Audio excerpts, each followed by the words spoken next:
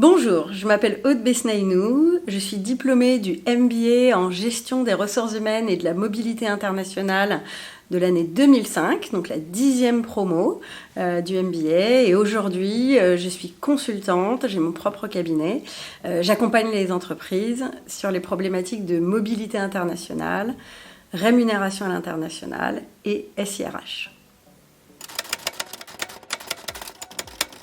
Alors depuis que j'ai été diplômée du MBA, j'ai travaillé à la fois dans des fonctions corporate et des fonctions consulting. J'ai commencé en mobilité internationale, puis j'ai évolué vers du comp and ben international. J'ai travaillé en France, aux États-Unis, en Angleterre, en province, en région parisienne. Et aujourd'hui, après une quinzaine d'années, je suis à mon compte avec mon propre cabinet. Alors l'apport du MBA dans mon parcours, il a été essentiel.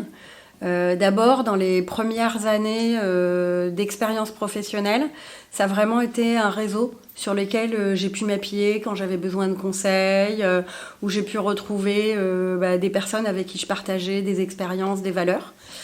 Puis au fur et à mesure de ma carrière, les apports du MBA ont évolué avec les liens que j'ai pu tisser avec les nouvelles promos. Avec les participants du cercle et donc finalement le MBA ça a été le début d'une nouvelle famille qui a pu grandir autour de moi et dont je suis heureuse de faire partie aujourd'hui.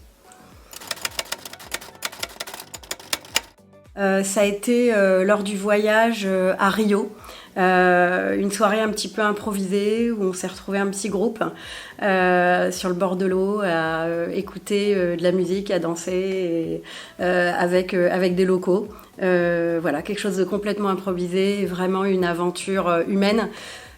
Finalement qui était ce qui m'avait donné envie de faire de l'international, ces rencontres avec des gens très différents.